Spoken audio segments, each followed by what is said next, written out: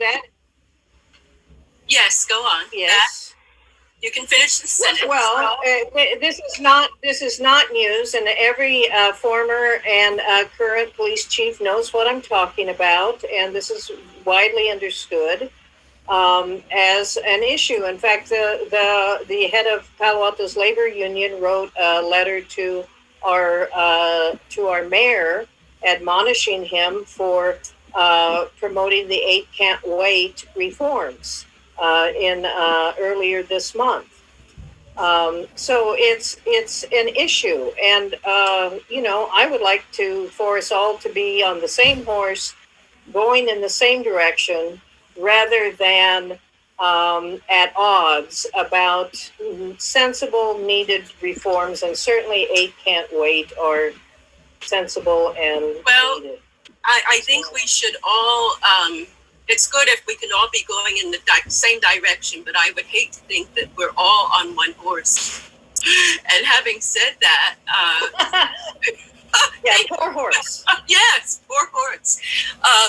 This is now, we have 1 minute to go, and rather than raising another question, and I would like to get to Bob Johnson in terms of transparency, we have audience members who would like to ask questions, and I think this might be a good time to bring them in to ask specific questions of each of you.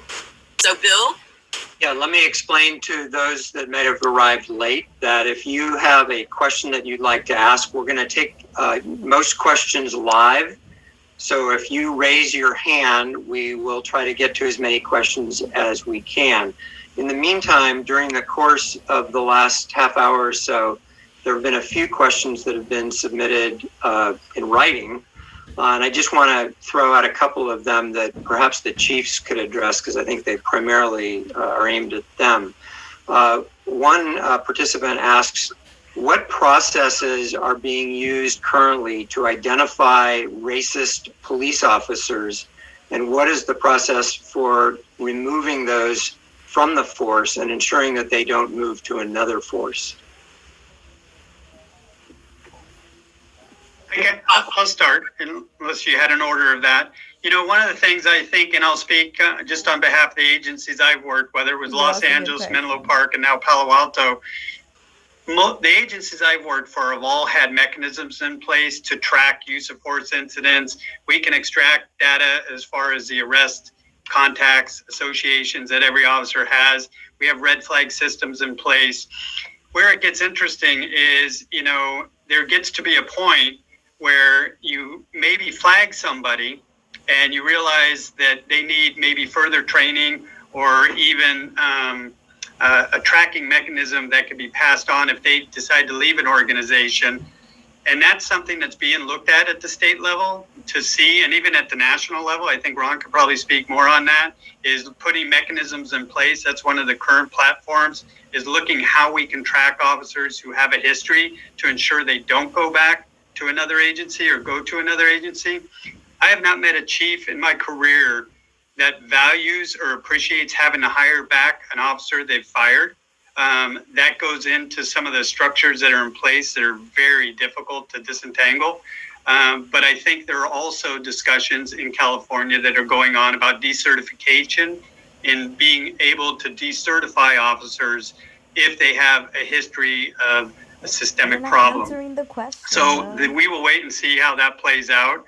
But there's so many different layers to this structure that we have to be aware of, because officers do have POBAR. It's a Bill of Rights, and that's what keeps them under protection with their unions, most likely in the state. He just said it. White people Pardon me, are Ron, protected under can I add that us law. 2 quick things that I think are important for that? One, 2 ways that you stop it. One, we're not very good at it. And what I mean by that is we still have not created a testing process where you can test racism. And so we do background investigations, we do psychological exams.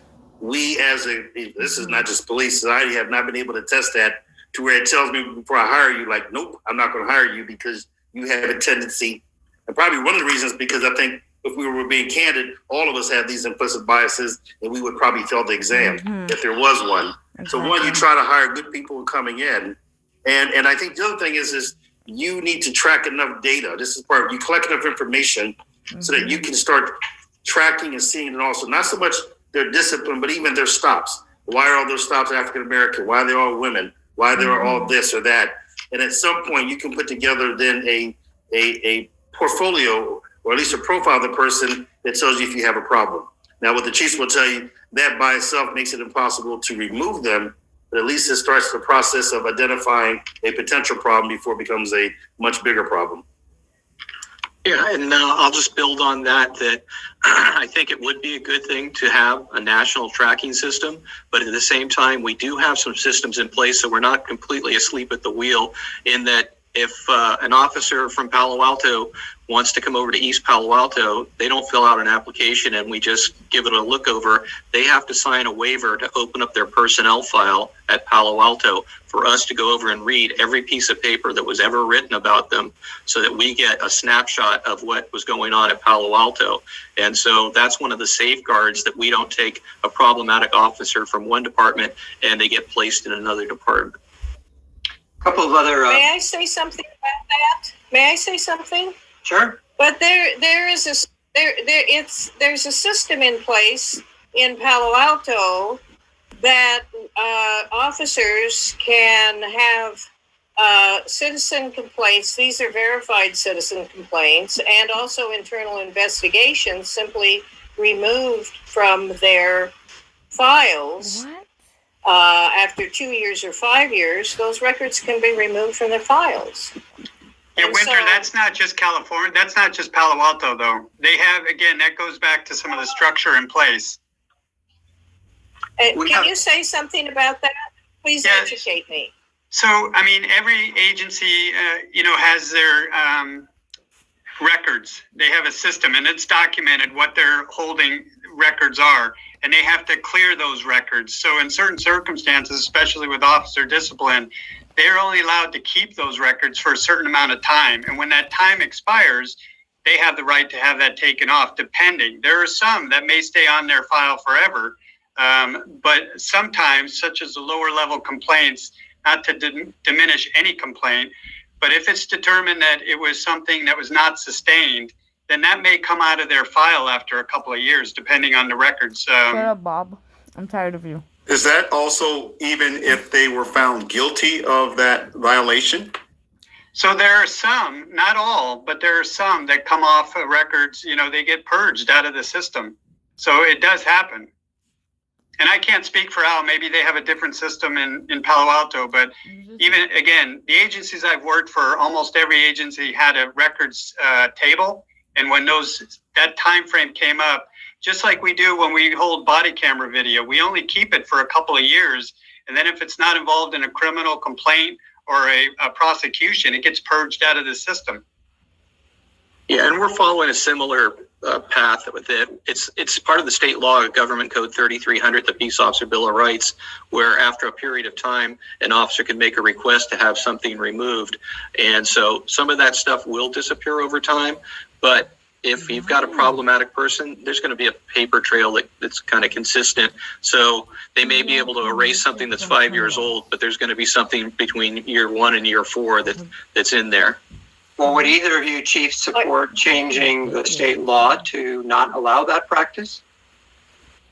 So I'll just chime in. I've really been an advocate for transparency and accountability my entire career. And so even when I was at Menlo, we were the first agency in San Mateo County to put the entire policy online.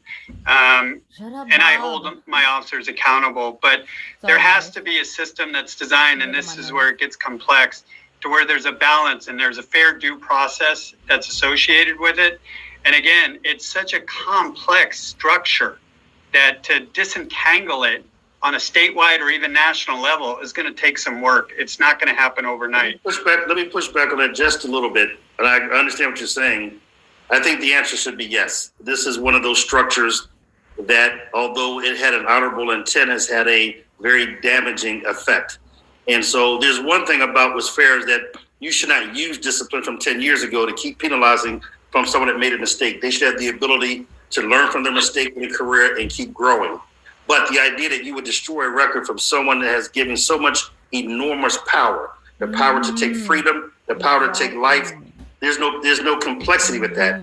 it has to be as transparent and as open as possible, and making sure the officers have due process. So part of this reimagining, or part of the challenge, is not that the union is an obstacle. I disagree with that. The union has a job to do, like any other union. They do it very well. But some of the union contracts and the Police Officer Bill of Rights become the obstacles. Yes. Not the people, it's the outcomes. But I blame us because we have to vote for it in council. We have to support it. It's not done by itself. So we all share in that blame. So, Bill, I'd like to ask a quick question of Chief Johnson, if I could, because he's a real advocate, at least for transparency. And yet there are groups who've been trying to get the police to release tapes and documents related to a very serious case right now in Palo Alto. And it's been more than a year and a half, and the police department is refusing to open up those documents and release the videotapes. Yeah, so just for clarification, it's not a matter of refusal, it's a matter of state law and SB 1421. So again, there's so many layers to the rules. It's easy to see, and I definitely understand the perception that it looks like we don't want to release things, but that's not the case. It's just state law that officers, evidence that we capture, if it's involved in a complaint, if it's involved in an investigation, it needs to stay sealed for all parties involved until that case has been resolved. So how can the case be resolved if the materials stay sealed? Doesn't the lawyer of the person involved have a right to see the materials and show it to the client? Well, as you know, in a court of law, yes, that's true, and they get all the materials. So there are times where, again, I can't get into individual cases, but you're absolutely correct. There are times in a criminal case where all parties have the material, whether it's evidence or just part of the discovery. But when it comes to complaints, again, if there's video, and many agencies have adopted body cameras, and that's become one of the primary requests to the public is to obtain body cameras. As you know, there's new law in place that really does require us to release footage within a certain time frame for specific incidents, especially officer-involved shootings. Other things that fall under 1421 is, yes, if it's not involved in a complaint or an investigation, or there's an extenuating circumstance, we will do everything we can to release that. We have no reason to hold it. But those are processes that go through the system. And until the city attorneys agree that it's okay to release it, sometimes the police department is bound by it. It's not always the police department that's saying we don't want to release it. So, Chief Johnson, that gets right back to, again, systems change. Yes. If we don't deal with the systems, everything else we do will be short-term, short-lived, and we won't really address the systemic part of why we're here today. Also, yes, but I would may I say one other thing about this, because I have read very carefully the Palo Alto Police Department's policies about records. And there's 2-year release. These are complaints that have been verified. They have found to be complaints that are good complaints by citizens, and internal investigations that have been confirmed. These are not trivial. These are serious complaints. So after 2 years, those citizen complaints can be removed. And internal complaints also can be purged after, I think it's 5 years, or maybe it's 6 the years. other way around. But the point is, they can be removed. This is wrong. This is not. This is serious. So if you're trying to make sure you're not doing lateral hires for misconduct, if you're trying to track a record, this is not good practice.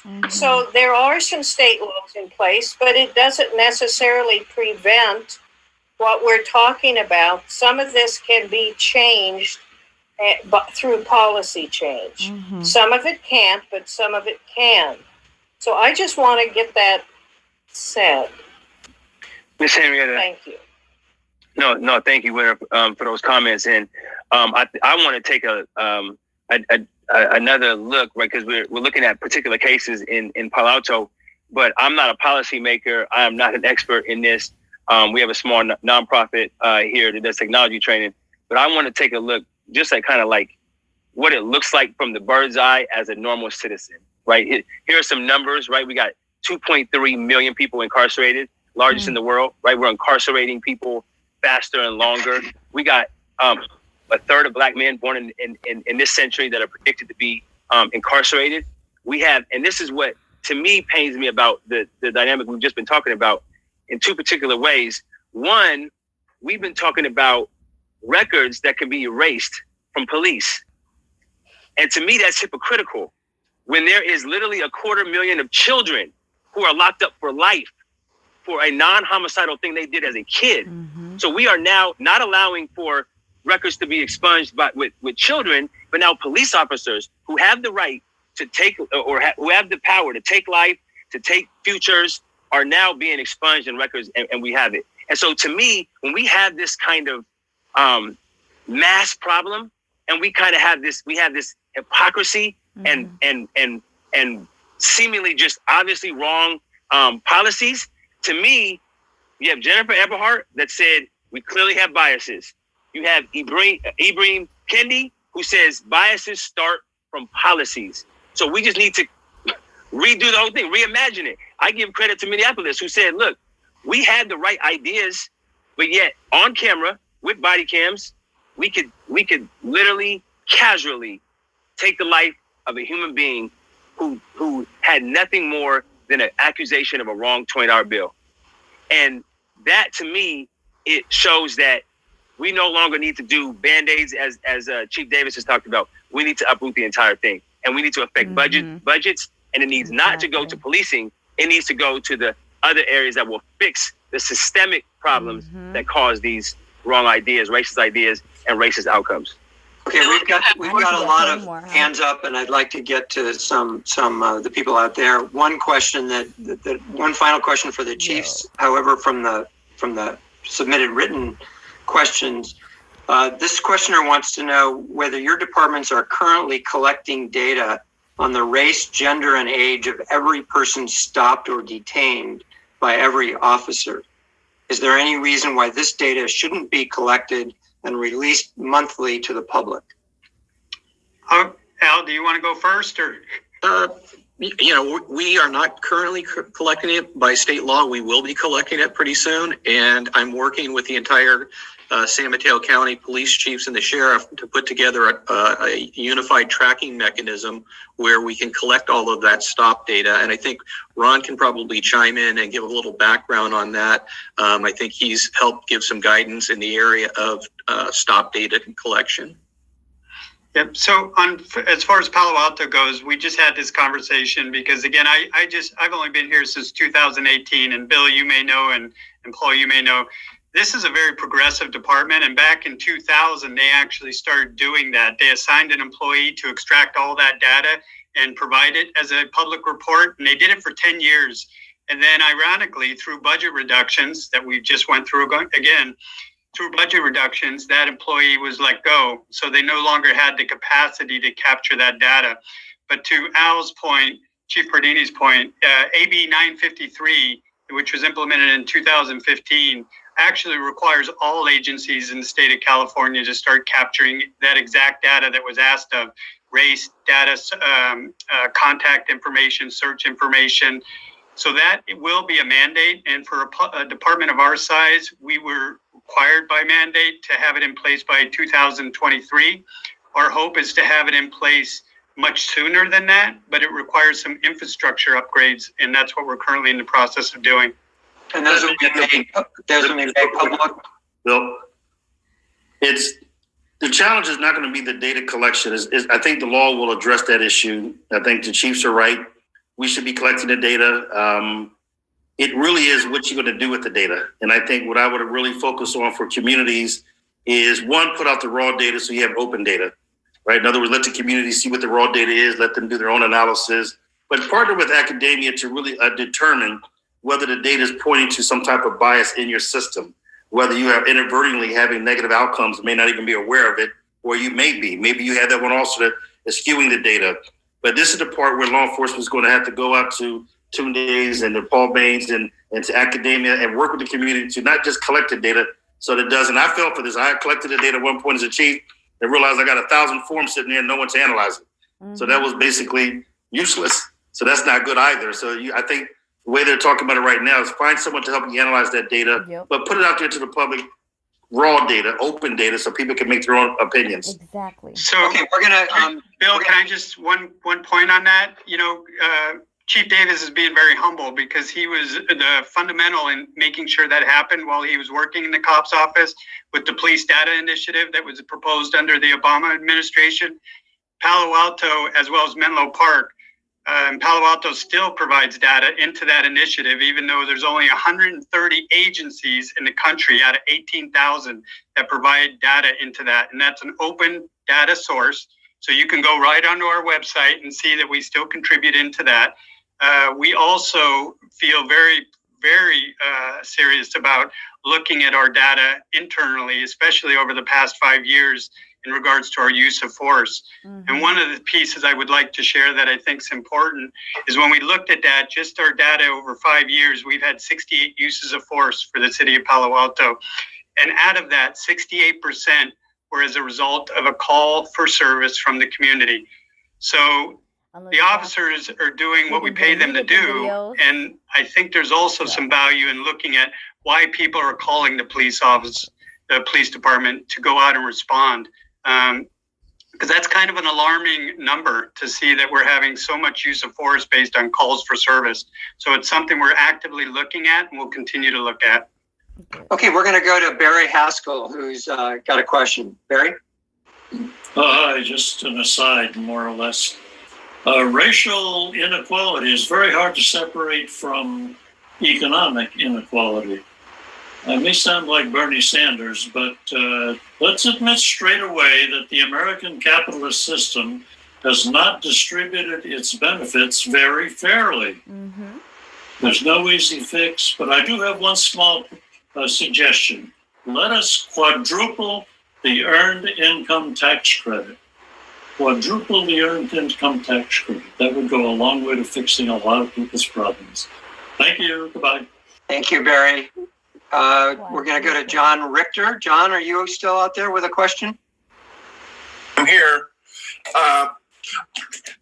There's a few percent of some bad cops, and there's 90-some% of good cops, and we got to train our police to be like the good cops. But you guys have some extraordinary examples of that in your forces in Palo Alto and East Palo Alto, and I'm wondering why you don't use those. This is what it looks like to be a cop that has the confidence of the people. A couple of years ago, every year we give an award called Angel Award to the community servants in our and a couple of years ago we gave it away to a policeman. His name is Dwan Green. He got the confidence, so much of the confidence of the youth in Palo Alto that when they were in trouble, they would call on him, and he's credited with saving lives. I mean, that's just that. Other ones other police that support the Camp Everytown and diversity training up in Santa Cruz Mountains. But when those kids come back down and give their life-changing stories, and they see this guy over there in this uniform that was a police. I can't believe that was a police up there. You've got some examples that you could use internally and externally. Why don't you do that more? Thank you. Linda Lenoir, do you have a question? My question. Oops. You're going to need to turn your volume down. I don't know how to do this. All right, I'm doing it. I just Maybe she can write the question in the chat box. Is that better? Can you hear me now? Yes, that's fine. Go ahead. Thank you. I'm so sorry for that. First of all, yes, kudos to Dwan Green. I worked with him for so many years, and you're right. Years ago, we did collect data. I was on the Human Relations Commission, and just about every month we did talk about actually who was being arrested at the time. But here's my question. The police respond to so many different situations, anywhere from a student being suicidal to domestic violence and on and on. My understanding, and I guess the question really is going to Police Chief Johnson, is that funding has been granted through mental health funds from the county to bring up a program called PERT, which, and Bill, you might remember this, that Chief Dennis Burns brought up for the community to review. And what it is it's a program that brings in mental health therapists to be responding to different kinds of calls and different kinds of situations that the police would be called to. So for instance, if a student might be suicidal or a domestic violence or a child abuse case. And so my question is, I thought that this program was going to be starting soon. And I'm just asking about the program because it certainly is one way of reallocating funds in a very positive way for all of us, for the community and for policing. Yeah, so that's a phenomenal program. It's something similar to what we had in Los Angeles as well. So when I came to Palo Alto, I was very excited that was in conversation. We had originally met with them upon my arrival, the Department of Behavioral Health Services, and looking to collaborate with them on that. It is something we've continually been discussing. We're one of three, Palo Alto is one of three sites that's been chosen for a PERT program. So they are in the process of hiring and training their clinicians. And once they're ready to go and they've established a schedule, we have committed to providing a resource. And by design, what they're looking at right now is to have a clinician in the car with an officer so they can handle and respond to those mental health calls. This came up a concern with the recent budget reductions. As you know, we had to reduce our workforce by 11 sworn officers. But I've assured them that even with the reductions, we'll make sure this happens. We're hoping to have this up and running within the next 6 months, but there's several little MOUs that have to be signed and contracts and agreement, but we're ready to go whenever they are. So thank you for asking that. We have a submitted written question that also for the chiefs. It says that this poster, David Beaver, appreciates the talk about holding officers accountable. But what you haven't addressed is the issues of officers protecting each other. Mm-hmm. And I would add to that the fact that we've had some cases where it's been supervisors that have not followed department policy, mm-hmm. which obviously doesn't set a very good example for the officers under them. Can you address how you're dealing with officers that are not reporting things that they should be required under your policies? Yes.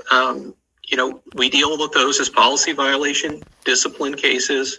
If they fail to follow the policy that they're supposed to, there's going to be some sanctions there. I think the bigger picture is part of that system is broken, and that is the appeal process. And when we go to arbitration, we find that the judgment of the arbitrator is a very low ball compared to what we were going for. Mm-hmm. And so I might be going for a suspension for multiple days, which is going to cost the officer several $1,000s and give them something to think about because it's not something that rises to a termination case. And they take it to arbitration, and you've got one group of attorneys that represent police officers and one group of attorneys that sit as arbitrators. In the final analysis, you find that they keep coming back with things like give them a written reprimand instead of a suspension. And we're trying to send a message and set the tone for what we expect of our people. And so I think, that needs to get fixed. The potential solution is take it out of the hands of using attorneys as arbitrators, but perhaps retired judges who are used to sitting there evaluating the facts of a case. And I think we're going to see perhaps a better outcome in holding our people accountable. So would that require changes in union contracts or changes in state law? think that's going to be more toward union contracts because it's just a matter of the arbitration that's written into the different contracts. Some have binding, some have non-binding. But as I say, once again, what we see and where it comes back to haunt police chiefs is when you have a serious case and you try and terminate someone and they go to arbitration and maybe they get a suspension, but you don't want this person on your police force based on what they've done and how they've conducted themselves, and they get ordered back into the police force. And then the community looks at us and we can't open up the file and the law won't let us go, well, you don't understand what happened. We went in there and we wanted to get rid of this person and we got ordered to retain him and give him a lesser discipline. That seems to be something that definitely needs to change, because a police chief should have on his or her staff the officer that he or she wants.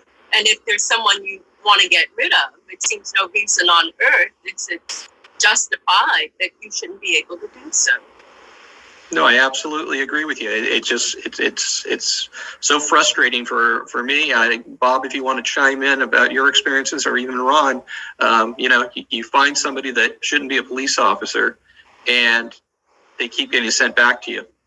Al, do you have binding arbitration in East Palo Alto? We have non-binding arbitration. And what about you, Bob? We have binding. Binding So it's interesting because the experience on this panel is, I think all of us, without question, have dealt with arbitration. And there's nothing, as I mentioned earlier, more frustrating than to hold somebody accountable and then have someone else say, well, you're being too hard. That's where change comes. You set expectations, you hold all ranks to the same expectations, and you do so fairly, and then through arbitration. So I agree with Henrietta. It's something that I think most chiefs would love to have changed. But again, it's something at the union level that most unions, at least the ones I've worked with, that's probably something that they're going to be very resistant of giving up. And for legitimate reasons, there are legitimate reasons why they're apprehensive of doing that, because chiefs do change frequently. And there's a concern that, a new chief could come in and just start disciplining people excessively with no protection. But it seems to me that depends on the policies that you have. And that should not change depending on the police chief. That's fair. Without getting into the legal part, this is one of those that there's some structural deficiencies in many of the processes. And for example, the standard that the chiefs will use to determine guilt may be what they call a preponderance of evidence. The quantum of proof that an arbitrator may use may be different or even higher. So by its nature, the chief's already losing before the case even starts. So there's a lot of nuances involved with this process, and whether you have advisory. Now, the arbitrator, depending on the system, there may be financial benefit for splitting the baby. In other words, they need to get asked back again to maintain their employment as arbitrators. And so there's some problems with the system. One, besides being binding, which should not occur, so this reform is needed, right? And it should not be that an arbitrator, they should be able to use the same standard of proof and be able to take a look at the chief's decision and see if it was unfair, was it biased or discriminatory? If not, some of the stuff they look into right now is just, there's no way you could ever sustain a termination. So I know what the Chief Bardini and Johnson are going through, but that's one of those areas that the community, the winner and the people like that can really help, because when you start negotiations, put that on the table for reconsideration. It's going to be a heck of a fight, but it's going to be worth it if you can get a good appeal process that's fair to the officer, but not an obstruction to the constitutional policing. Okay, we're going to go to Arthur Keller with the next question. Arthur? He's muted. You need to unmute. Okay, we'll come back to Arthur. Margaret McAuliffe, are you there under the question? Please unmute yourself. What I've heard has all been very interesting, but it's mostly been reactive. Like, here's a bad situation. What are we going to do to address it? I'm looking for proactive things, and I do have some suggestions. Winter suggested one, which is having more women. Absolutely vital. There's no reason why the predominant should be men. Exactly. And also there should be an even white versus non-white. So I'm wondering, what are you doing to recruit young Black men into the police department? And I notice, we all know high unemployment among young Black men. A lot of them are nice kids, just not given a chance. Who's going to those kids and trying to help them train themselves to become police officers? And what are you doing to make sure that what you have, that I liked what I think was Chief Johnson said about sensitivity training, but that needs to be ongoing all the time, not just once or twice. Exactly. And I would suggest that every officer anywhere ever should read Father Greg Boyle's books about how he dealt with kids in the Black community in Los Angeles. There are lots of ways, but I'm not hearing them. Personality assessment, to begin with, there's Myers-Briggs, there's a lot of other things. You can't say there's not a way to do that. There is, and you just need to keep looking for them. And the other thing is, I wish I could contact Henrietta Burroughs. You're with the Media Center, I believe, Henrietta. Can I just send you an email there? Yes. Okay, thank you very much. This is a wonderful program, except that you spent a lot of time telling us stuff we already know. We already know there's a problem. We need to talk about solutions. Thank you. Our next person is Stacy Aravello. Stacy? Hi. Ron Davis and Tunde and maybe some others mentioned reimagining policing. So for each panelist, what does reimagining policing mean for you from the perspective of your current position? And what would you like to see from us community members to accomplish this? Thank you. This is Ron, and thank you for the question. I think what I would like to see is the police and the community together sit down in a very collaborative manner and identify a couple questions. What role do we want the police to play in our society? What does public safety look like in our community? And what are the best services? In other words, we have a finite amount of resources. How do we allocate those resources to achieve the best outcome? That may look different in community, but if they do it together and you're reimagining it, I think that's a good way to start. I absolutely love I love that question, and I'm happy to speak to it in this way. It's hard to there's an echo going on, but it's hard to think that we are in 2020 with 8 Can't Wait addressing how to save a Black man or whomever from getting killed by police officers, essentially. And so it seems like that's a floor. We need to be thinking about a ceiling. And it seems like if 98%, as a gentleman pointed out, cops are good and only 2% are bad, but it's leading to all these negative outcomes, we absolutely need to reimagine policing, period. I love what Chief Davis talked about in terms of asking community, what would you like for your policing?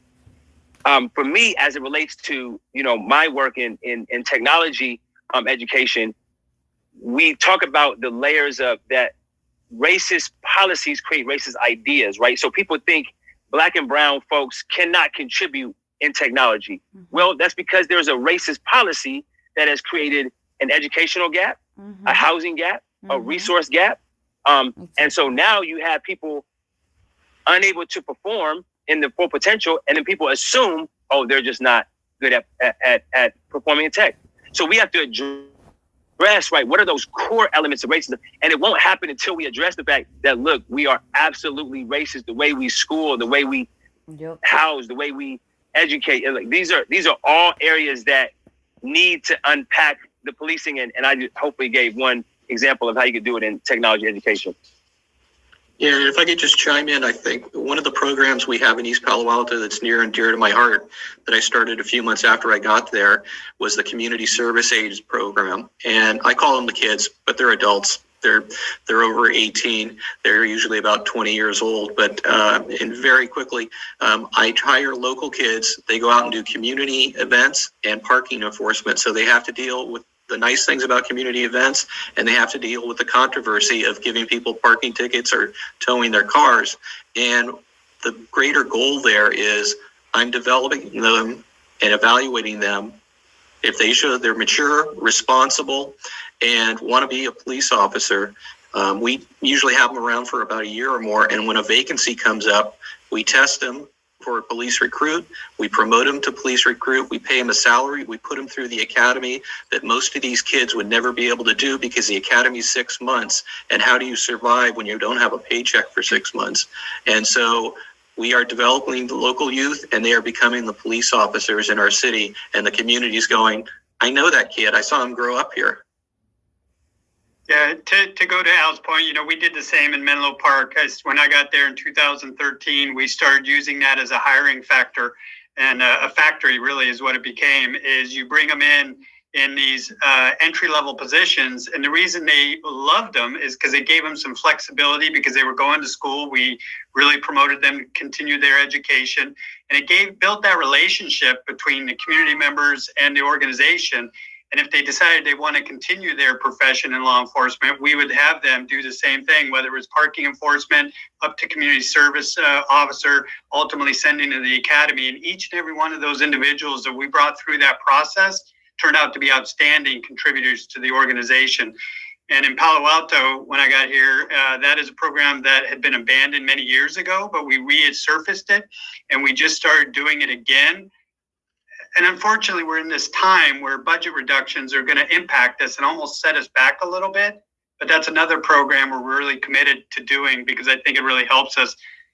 The other point I'd like to bring up that Henrietta and Winter brought up is gender diversity. And I think, we as an organization, I say we, law enforcement, we have to look at how we staff police departments and provide some more flexible models so that females or anyone who wants to have a little more flexibility so they can have that work-life balance can do so. Because I know recruiting females right now over probably the last 5 years has been pretty challenging for the profession as a whole because it's such a strict regimen and a commitment to the service because the long hours that most organizations have for shifts. It's usually 11, 12-hour shifts. And that's a lot to ask of people. So it's looking at the models and how we serve our communities. Henrietta, before I left the Justice Department, we had gave a grant to Howard University. I think if I heard that. Alma mater, yes. Yes, to work with young males to talk about recruitment. And I'm going to turn to Tunde for this. One of the things, and I love the program that the chiefs are talking about, but here's a question every department has to ask. And Tunde, please weigh in. What are you asking me to join? If I'm a young Black man, what are you asking me to join? An organization that represents the best of where we need to go? An organization in which I'm going to be valued? An organization where I can look at and see someone that looks like me at every level of the organization? Or an organization that's treating people that look like me like crap? What are you asking me to be a part of? Are you authentic, or are you checking boxes to see that you have diversity?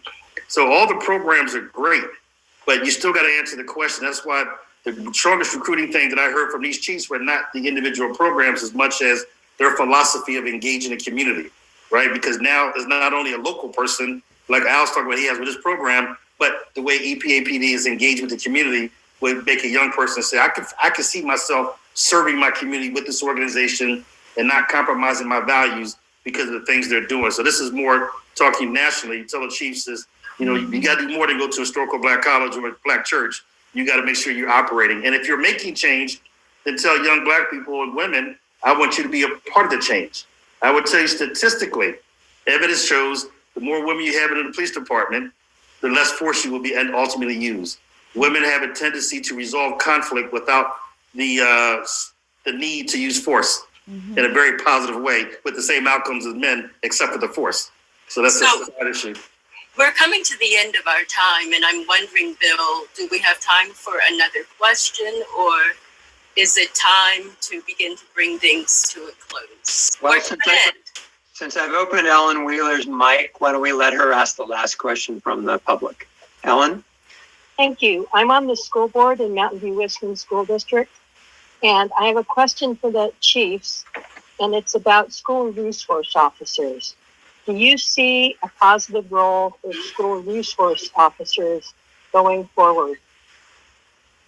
Yes, I do. In fact, we are have just created a school resource officer position that was at the request of the school district. They said, would you provide us an officer if we fund it?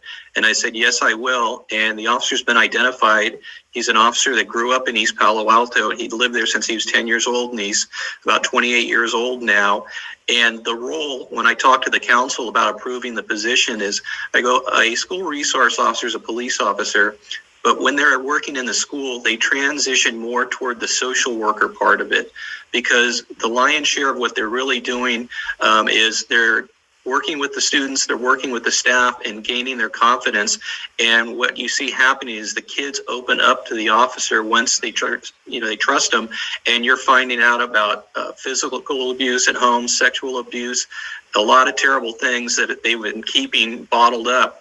And seeing that same officer every day at school and having some casual dialogue, they start to trust that person and they open up to them, and you find out about some terrible things that are happening to them that you might not have found out about if the officer wasn't on campus and approachable. No, we find out. We have only a few minutes left right now, and I saw a question that was addressed to me in the chat box of what do Winter and I would like to have everyone walk away with.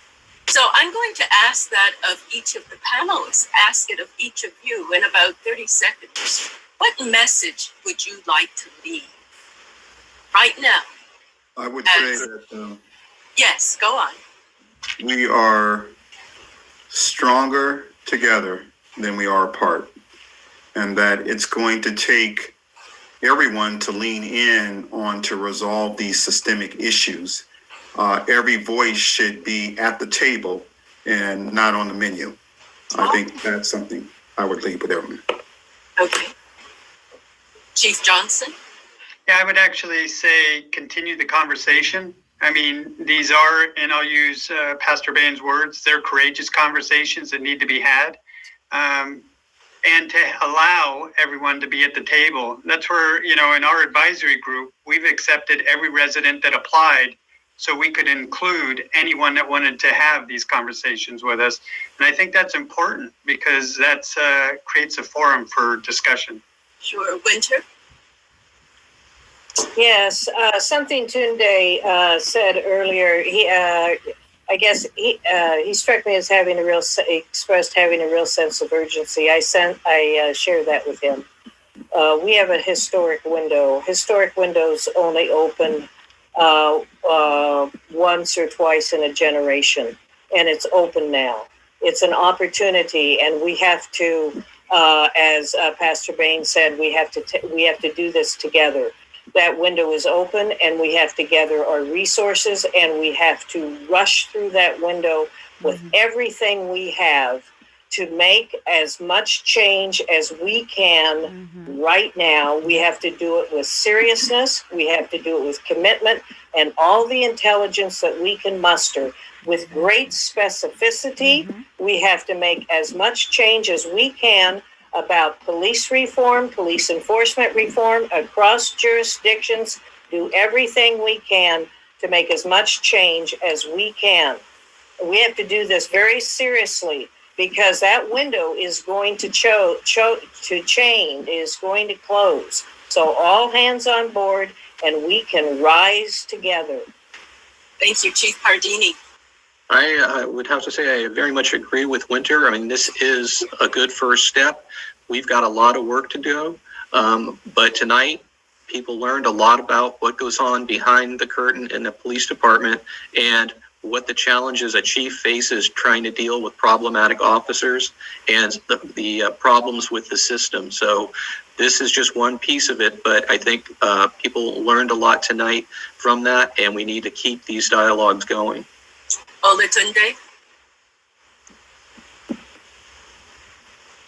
We can't hear you, Olatunde. Apologies.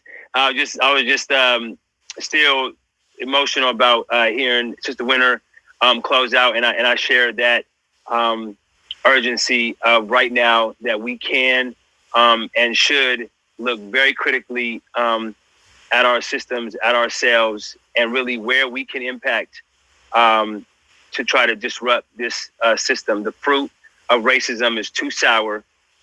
It's too painful, and it's time to create something new. And I, left Stanford 52 years since, Dr.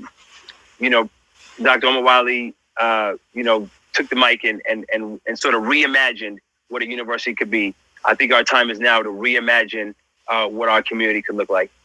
Chief Davis. Yeah, I would say this is the first step was a discussion, but the immediate next step is all discussions, all moving forward has to be rooted in the truth. We still as a country have not reconciled our past. We need to go through a truth and reconciliation process where we can look in the mirror and say there is systemic racism. The systems are still structurally flawed. Because as I tell chiefs all from the country, the truth may hurt, but selective ignorance is fatal. And if we start pretending like things don't exist, we can't solve it. So as we move forward, we're going to have to be candid with ourselves. We're going to have to make sure for a lot of people, and I'm just going to be very candid, especially people not of color, is Covey has a very good, one of his 7 principles.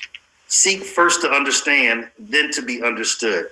So sometimes listen, hear, try to understand the voice from a young person of color, what their world looks like before you try to be understood and explain why you can't do what you can do. Because you can do anything you need to do when things are right. So this is a unique moment, as long as we don't squander it, but we need to come out with the truth. We need to basically reconcile our past. We need to then come together to move forward. So, but thank you guys for your leadership and hosting such a venue because it is a great start. Well, I'd like to thank you, each of you on the panel, for sharing all of what you've shared and for your final reflections. And I'd like now to turn it back to Bill. Well, I would just add my thanks to all of you for your participation tonight, and also to the hundreds of people who have been listening to this conversation. I think we're all trying to get our arms around a very difficult problem, and I think this is a good start. Our organization is committed to shining a light on these issues and helping our readers and community leaders to be agents for change as we move forward. I do want to make one plug for an event that we're holding next week, related but different. We're hosting a conversation on issues of racial inequities as experienced by Black restaurant owners. That's next Wednesday, July 1st from 6 to 7 p.m. Our Palo Alto staff writer, Elena Cadvani, is going to be hosting a conversation on Black Food Matters. And she'll be talking with 3 Black restaurant entrepreneurs about the Black Lives Matter movement and their experiences as business owners on the peninsula. So if you are interested in continuing this in that realm, you can go to Palo Alto Online or Eventbrite and search for Black Food Matters. So tonight's forum has been recorded and will be viewable tomorrow on Palo Alto Online's YouTube channel. Again, thank you for our panelists and our moderator and for the many of you that are out watching. Good night. Thank you. Good night. Thank you all.